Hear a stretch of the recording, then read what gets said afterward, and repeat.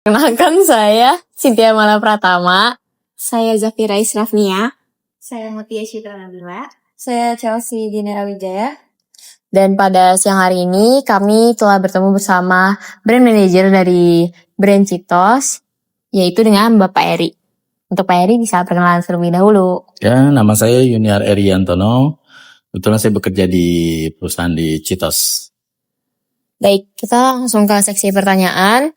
Yang pertama, siapa target konsumen dari produk atau brand yang Bapak kelola saat ini? Target utama tuh masyarakat umum. Terus ya kriterianya macam-macam, ada anak muda, ada remaja, anak-anak dan lain-lain. Baik, kemudian bagaimana cara tim Bapak menentukan segmen tersebut? Apakah berdasar demografi, gaya hidup, perilaku, atau gabungan semuanya? Gabungan semuanya sih, demografi, gaya hidup, dan perilaku juga. Oke.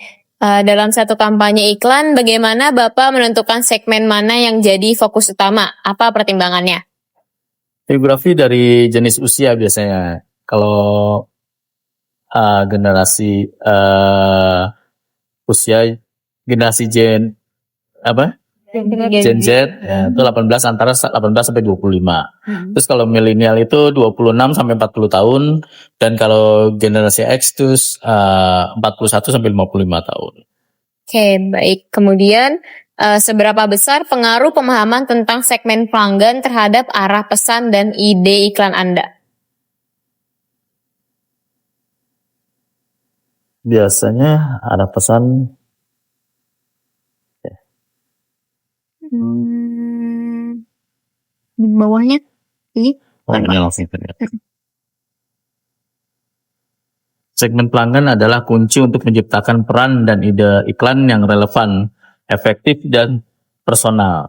Tanpa pemahaman yang mendalam tentang siapa target audiens kita, kampanye iklan kita akan berisiko gagal mencapai tujuan biasanya. Oke, baik. Lanjut ke lain. Apa keunggulan utama atau unique selling point produk Bapak untuk konsumen? Keunggulan utama untuk konsumen yaitu dengan mempertimbangkan beberapa hal, yaitu apa produk kita, siapa target konsumen kita, dan apa yang membedakan produk kita dengan pesaing. Terus bagaimana sih Bapak memastikan pesan atau nilai utama produk Bapak itu tersampaikan dengan jelas di iklan, terutama di TV? Fokus pada satu pesan utama sederhana, jangan terlalu yang banyak informasi, narasinya jelas dan singkat, terus gunakan musik atau efek suara yang mendukung ya. Terus jika ada pesaing, tapi klaimnya mirip dengan produk Bapak, strategi apa sih yang Bapak gunakan agar pesan produk Bapak itu tetap menonjol? Biasanya kita fokus pada referensi yang lebih spesifik ya. Contohnya jika ada pesaing klaim kualitas tinggi, saya gunakan kata terbuat dari 100% bahan organik yang bersertifikat, kayak gitu. Atau jika pesaing klaim tahan lama, saya akan gunakan tahan air hingga kedalaman 100 meter atau ganti narasi yang lebih. Oke, berarti sama tapi kata-katanya aja yang beda. Iya. Terus Bapak pernah nggak mengubah pesan utama atau proposisi nilai dalam iklan? Dalam dunia periklanan, mengubah peran utama dalam iklan adalah hal yang umum ya katanya. Terus dan sering digunakan alasannya ada yang persaingan yang ketat, muncul pesaing baru misalnya. Terus pergeseran tren atau perubahan tren pasar. Terus maka itu kita bisa harus beradaptasi biasanya dengan kondisi pasar yang sekarang. Iya, untuk pertanyaan selanjutnya lagi, gimana Bapak menentukan alokasi budget untuk masing-masing saluran, misalnya antara TV nasional, TV lokal, atau enggak media sosial? Biasanya fokus pada kesadaran merek nasional. Misalnya TV nasional biasanya 60%, TV lokal itu 10%, dan media sosial itu 30%. Terus, apa yang menjadi pertimbangan utama Bapak dalam memilih stasiun TV untuk menayangkan iklan produk Bapak sendiri? Biasanya dengan biaya iklan, berapa biaya untuk menayangkan iklan-iklan kita di stasiun TV dan seterusnya. Terus waktu tayang, kapan waktu yang bagus untuk produk kita ditayangkan. Terus kualitas program dan seberapa kualitas program yang akan ditayangkan untuk stasiun TV tersebut. Hubungan seperti apa yang ingin Bapak bangun dengan konsumen lewat kampanye iklan? Misalnya sebagai teman, solusi, atau yang lain? Sebagai teman, jadi santai, akrab, mudah didekati, empati, seperti itu. Terus menciptakan rasa kedekatan dan kepercayaan dari kehidupan sehari-hari.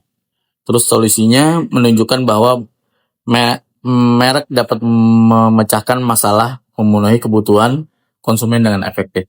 Oke, baik. Selanjutnya, bagaimana Bapak menggunakan iklan untuk tidak hanya menarik pelanggan baru, tapi juga untuk menjaga loyalitas pelanggan yang udah ada? Targeting dengan tepat karena memahami minat dan perilaku dan cara pelanggan. Terus tawarkan dengan jelas yang menarik, visual yang kuat, gunakan gambar, video atau berkualitas tinggi, terus memberikan penawaran khusus. Selanjutnya, selain iklan, adakah program marketing lain yang mendukung hubungan dengan konsumen? Biasanya pemasaran media digital, ya, terus sama customer service.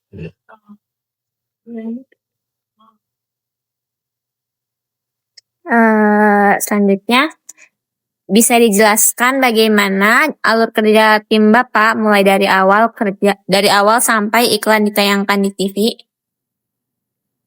Biasanya penelitian dan perencanaan, terus pengembangan konsep, lalu mengadakan rapat praproduksi, terus baru produksi, dan pasca produksi baru penayangan biasanya.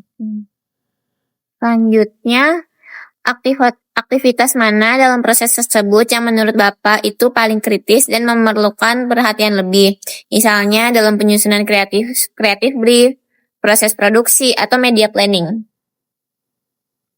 Creative brief adalah validasi dari seluruh kampanye iklan. Jika brief tidak jelas, tidak lengkap, maka materi proses kreativitas terpengaruh tanpa brief yang kuat. Selanjutnya, bagaimana Bapak memastikan semua aktivitas itu berjalan sesuai jadwal dan anggaran yang telah ditetapkan? Dengan cara perencanaan yang matang, terus pengelolaan anggaran yang efektif, komunikasi yang efektif, sama manajemen waktu yang efisien. Baik, bagaimana proses pengambilan keputusan kreatif berlangsung? Sejauh mana Bapak terlibat dalam pemilihan konsep, storyboard, hingga talenta iklan? Dengan menghormati keahlian tim kreatif biasanya. Dengarkan saran, terus rekomendasi, terus jaga komunikasi yang jujur dan terbuka antara saya dan tim, terus berikan umpan balik yang konstruktif, terus mempercayai prosesnya. Baik. Selanjutnya, siapa saja mitra eksternal utama yang selalu Bapak andalkan dalam setiap kampanye iklan, seperti kreatif agensi, media agensi, production house, dan lain-lain? Biasanya agensi periklanan karena mereka yang membuat materi iklan, terus agensi media karena mereka yang negosiasi harga, memantau kinerja iklan, terus marketing karena mengidentifikasi harga pasar, terus desain grafis karena mengembangkan materi visual dan yang menarik biasanya. Terus public relation juga mendapatkan liputan media positif. Baik. Bagaimana kriteria Bapak dalam memilih dan mengevaluasi kinerja agensi periklanan? Kriteria saya dalam memilih dan mengevaluasi kinerja periklanan itu memilih agensi periklanan yang baik, yang berpengalaman, keahlian, dan keterampilan komunikasi. Terus mengevaluasi kinerja agensi periklanan, diantaranya komunikasi yang baik, terus kepatuhan terhadap anggaran dan jadwal. Oke. Bagaimana Bapak mengatur kerjasama dengan stasiun TV agar jadwal penayangan iklan sesuai target?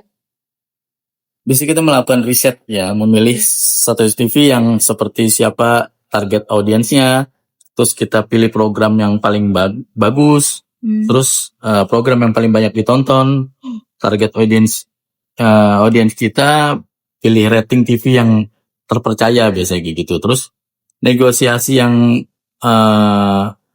mengandalkan seperti ajukan proposal jadwal iklan yang diinginkan, terus negosiasi harga berdasarkan volume pembelian, durasi, dan lain-lain.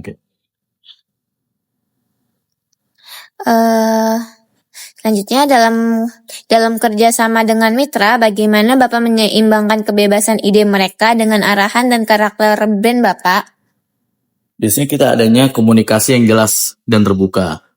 Jelaskan tujuan dan ingin dicapai melalui kerjasama ini. Misalnya meningkatkan penjualan, luasan pangsa pasar, terus sampaikan juga batasan yang tidak boleh dilanggar atau oleh mitra, seperti pesan yang sensitif atau isu-isu konvensional.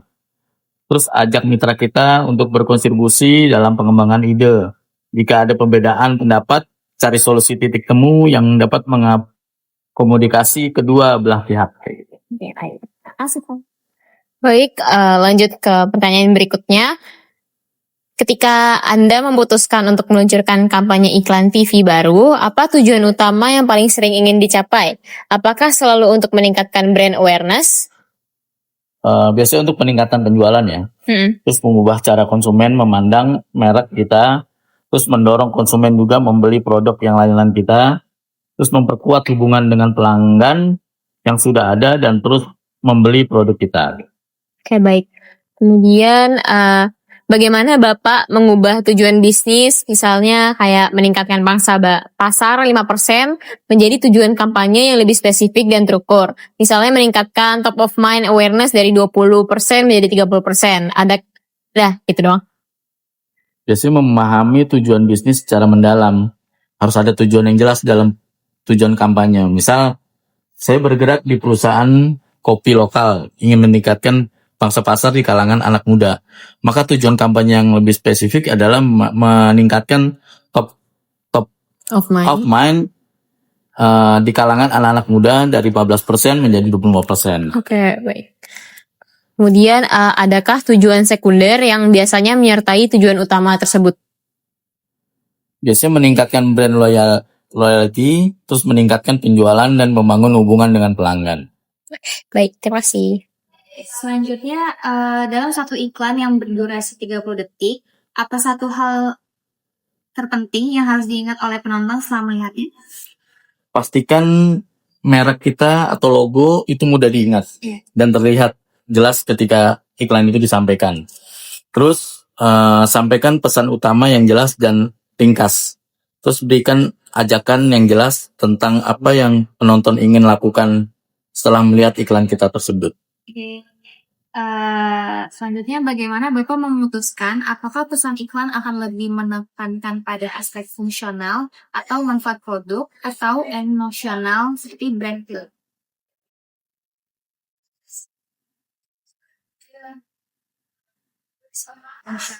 Emosional yang menunjukkan brand feeling ya. Kita dapat membantu lebih terorganisir biasa. Di Indonesia penting untuk mempertimbangkan faktor-faktor budaya dan agama yang membuat iklan atau pesan emosional yang menekankan nilai-nilai keluarga, persahabatan, dan sangat menarik perhatian audiens. Oke. Pertanyaan terakhir dari saya, bagaimana Bapak memastikan pesan tersebut relevan dan mudah dipahami oleh target audiens Bapak?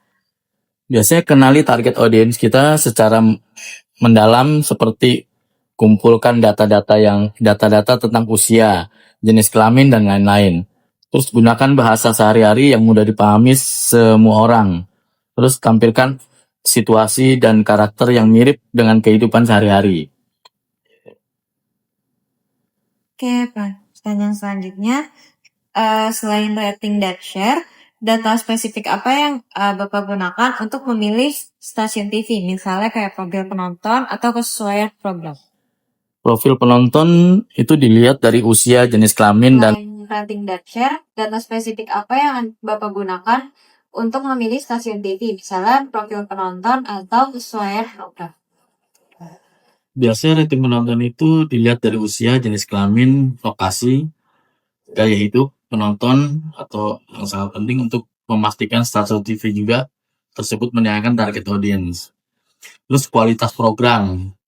KPI melalui kualitas program berdasarkan kategori seperti sinetron, religi, dan lain-lain. Hasil penilaian ini dapat menjadi referensi bagi lembaga penyiaran TV dalam meningkatkan kualitas tayang.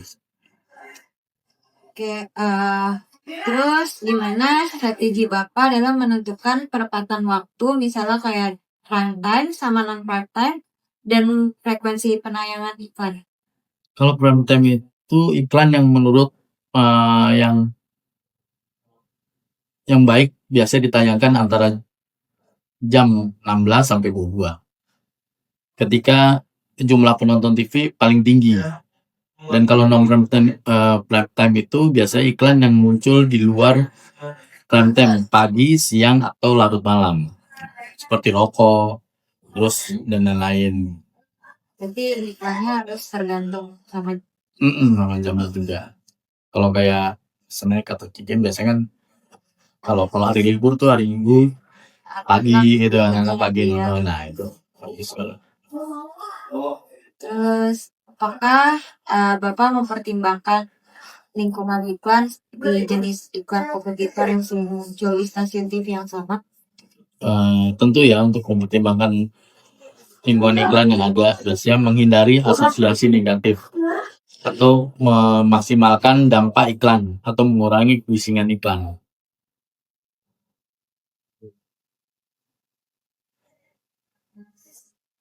Selanjutnya, indikator atau performance iklan.